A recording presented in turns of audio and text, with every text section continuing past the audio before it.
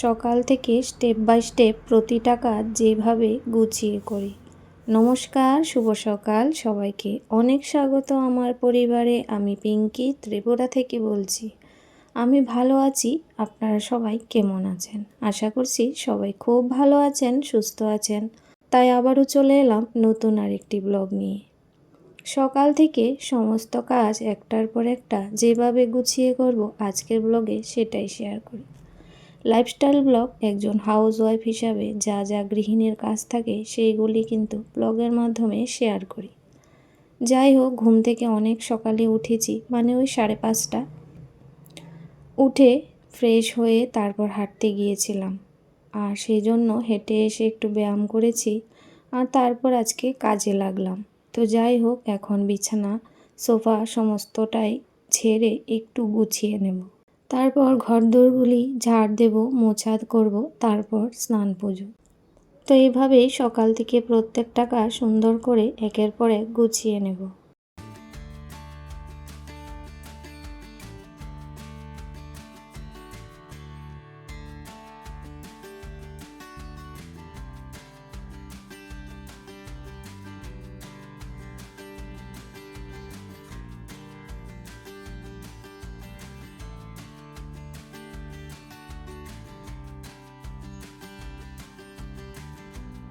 প্রত্যেক দিন সকালের শুরুটা যে একইভাবে শেয়ার করি সেরকম কিন্তু নয়। অনেক দিন একটু ভোরবেলায় উঠে পড়ি, উঠে ঘর দুয়ারগুলো পরিষ্কার করে ব্যায়াম করি। তো আজকে একটু হাঁটতে গেলাম অনেক দিন পরে। তো সকালবেলা এখন ভাবছি আস্তে আস্তে করে ঠান্ডাটা যখন কমেছে একটু হাঁটবো বাইরে। সময় হাতে নিয়ে কাজগুলি তো করতেই পারবো ধীরে সুস্থিতে, কিন্তু নিজের শরীরের খেয়ালটাকেও কিন্তু রাখতে হবে। সেই জন্য সকালে ভাবছি প্রত্যেক দিন একটু করে হাঁটা চলা করব। তো কাজ একটু দেরি হলে হবে, সকালে তো সেই রকম আর স্কুল টিউশন নেই বলে তাড়াহুড়া নেই, তো সেই সময়টা কিন্তু নিজের জন্য রাখবো।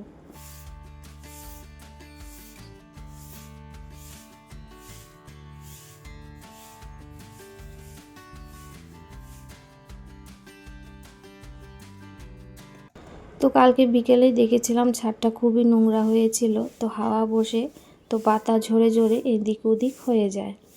তো ঝাড় দিয়ে রাখলে দেখতে ভালো লাগে, আর হাঁটা চলা করতেও কিন্তু বেশ সুন্দর লাগে। আর অনেক নোংরা হয়েছে, হয়তো দেখা যাচ্ছে না। আর ছাদটা অনেকটাই বড়, কিন্তু কই যে ইটের টুকরোগুলো আছে সেজন্যই মানে ছাদটা অনেকটা কিন্তু জায়গা দখল করে রেখেছে। না হলে পুরোটা পরে খালি হলে আরও বড়, আরও সুন্দর লাগবে। সেই জন্য সাইডে সাইডে কিন্তু ফুলের গাছগুলা রেখেছি। আর কবুতরগুলো কিন্তু আমাকে দেখে উড়ে আসছে চাল দেওয়ার জন্য। তো চাল আমি নিয়ে আসছি, ছাদটা ঝাড় দিয়েই দেবো। আগে যদি দিতাম তাহলে একটু দাঁড়াতে হতো আমাকে ওরা খাওয়ার জন্য।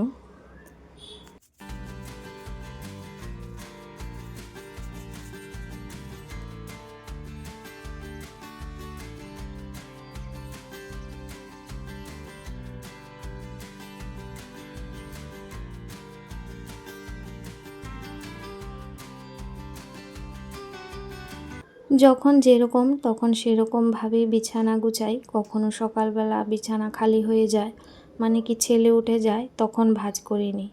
আবার কখনো দেখা যায় স্নান করে পুজো সেরে তারপর করি, কিন্তু আজকে দেখলাম ও উঠে পড়েছে তাই বিছানাটা গুছিয়ে নিচ্ছি। আর সময়ও ছিল হাতে, তো যখন সময় যেভাবে থাকে সেইভাবে কিন্তু কাজগুলো সেরে নিই। তো এখন হয়েছে সমস্ত ঘরদোর ভালো করে মোছামুছিটা করে নেব।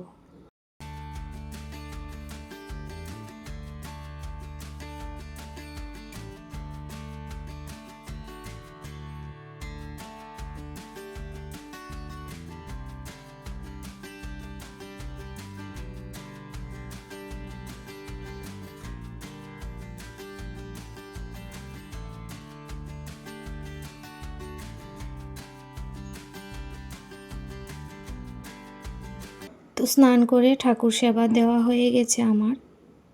তারপরে এসে চাটা বসিয়েছি, তো সবাইকে চাটা দিয়ে দেব। আর আমি এখন খাবো না, যেহেতু মেথি জলটা এখন খেয়েছিলাম। তো আগে জিরে জলটা খেয়েছিলাম, তারপর আর মানে খাওয়ার ইচ্ছেও ছিল না, তো সেই জন্য এখন খেয়েছি। আর সাথে সাথে রান্নাটাও বসিয়ে দিয়েছি, যেহেতু শুক্রবার আজকে তো সম্পূর্ণ নিরামিষ হবে। তো নিরামিষ কি রান্না বান্না করব। তো তার আগেই কিন্তু জলগুলা ভরে নিচ্ছিলাম, কারণ বোতল সবকটাই মেজে ঘষে রেখেছিলাম আগেই, তো সেই জন্য জলটাও ভরে নিয়েছি।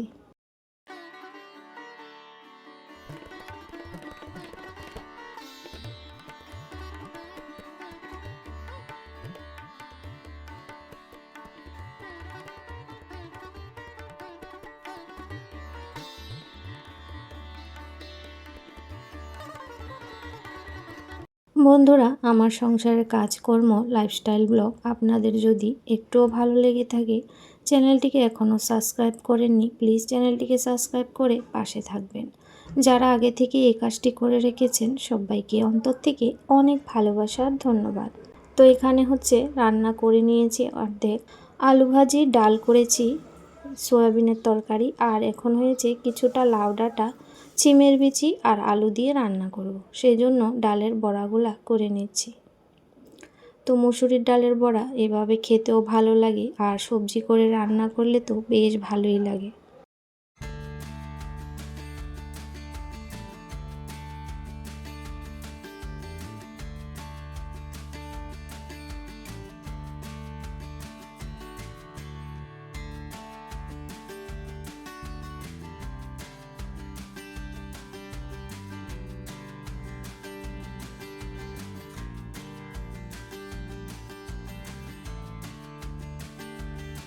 তো বেশ অনেক দিন আগে থেকেই লাউ ডাঁটাগুলা ফ্রিজে ছিল, আর আজকে সেই রকম সবজিপাতিও ছিল না। তো সেই জন্য ভাবলাম আজকে বাঁচা গোচা যা সবজি আছে ফ্রিজে ওই দিয়ে রান্না করা যাক।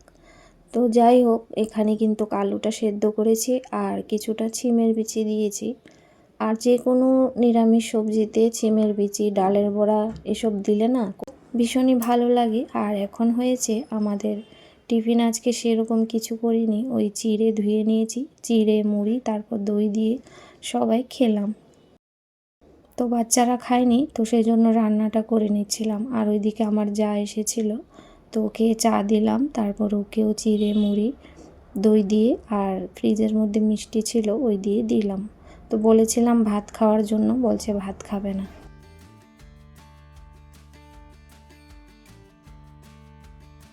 তো যাই হোক, তারপরে হয়েছে এখানে আমি কাপড় চোপড় কটা ভিজিয়েছিলাম, তো এগুলা কেচে এখন মেলে দিচ্ছি।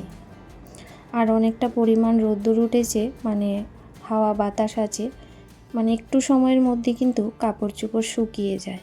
তো সকালে যেগুলা কেচেছিলাম গায়ের জামা কাপড়, তো সেগুলা কিন্তু এখন ভাঁজ করে নিচ্ছি।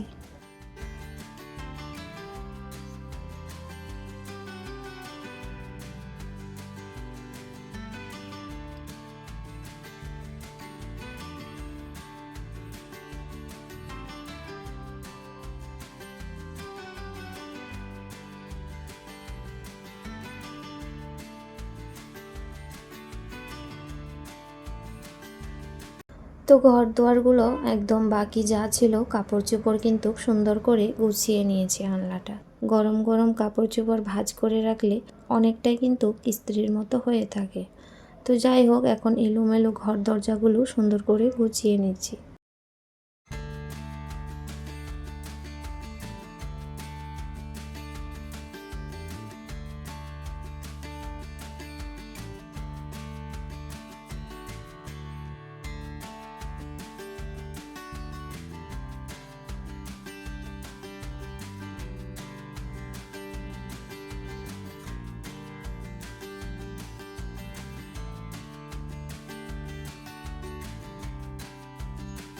তো প্রতিদিন ঘরের আসবাবপত্র কিন্তু পরিষ্কার করতে পারি না, 1-2 দিন পর পর প্রত্যেকটা রুমের পরিষ্কার পরিচ্ছন্ন করি।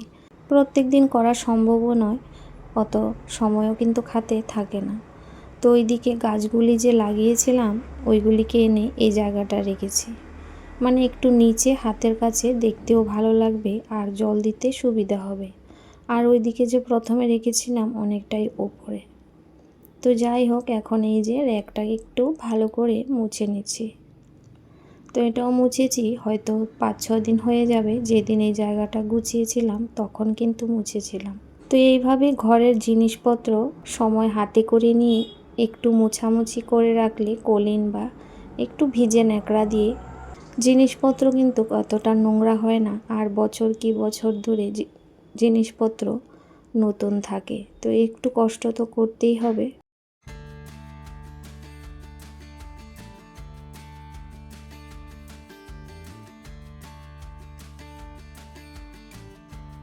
তো এখন যে বেডশিটটা কেচে নিয়েছিলাম, আর দেখো শুকিয়েও গেছে, এতটা পরিমাণে রোদ্দুর আর হালকা পাতলা, তো সেই জন্য হাওয়াতে শুকিয়ে গেছে। তো এখন এই বেডশিটটা কিন্তু কে রুমে পেতে দিচ্ছি। তো এই বিছানাটা অত পরিমাণ শোয় না, সেই জন্য একটু দেরি করেই বেডশিটটা ধুয়ে দিই, কারণ ওই বিছানায় ড্রয়িং রুম যে বিছানাটা আছে ওটার মধ্যেই বড় ছেলে শোয়। ওটা আসার পর থেকে এটার মধ্যে শোয়া ও কম করে দিয়েছে। যাই হোক, যেখানে ভালো লাগে শোবে। আর গরমকালে বিশেষ করে এই রুমটাতে কিন্তু ঠান্ডা হাওয়া আসে, আর বাকি রুমগুলোতে প্রচুর গরম থাকে।